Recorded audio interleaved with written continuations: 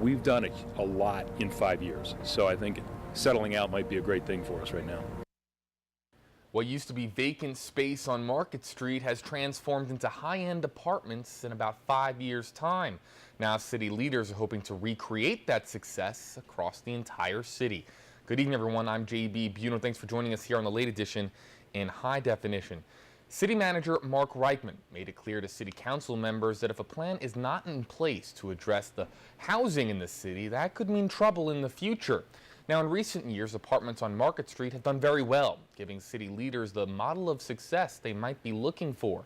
WENY TV's Joe Malillo spoke to the city manager today.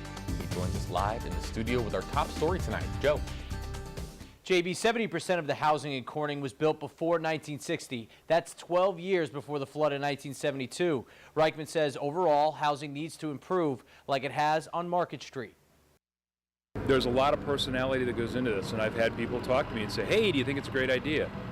It's not a quick return on your investment. You got to love it. Rick Maxa owns Bottles and Corks on Market Street. He also has lived in Corning for more than 30 years. 8 years ago, he bought the 14,000 square foot building at 21 East Market Street, gutted it, and turned it into high-end apartments. He says there's never been a vacancy. A little bit of crazy. I actually wanted to live, I own Bottles and Corks, my wife and I own Bottles and Corks on Market Street, wanted to be down here on the street and wanted to help revitalize the town, and we knew that by redeveloping and getting people living down here in town, the restaurants and the bars follow. And what we're seeing is people's lifestyles are changing and people are looking for different housing options.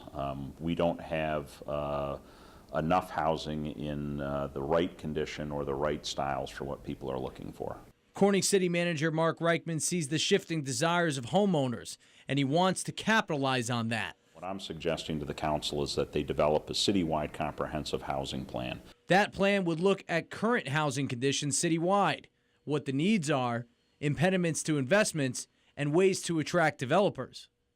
The city can help, but it's going to take private sector investment from others like Rick Maxa for a plan to take shape. So it's really changing the whole image of our downtown and making it more of a destination, more of an entertainment type center. And if we could expand those types of housing options on a citywide basis, I think more people would choose Corning to live. Now, Reichman says that increasing the housing stock could take years, but the investment would be worthwhile for the residents in the long run. Live in the studio, Joe Malillo, WENY TV News.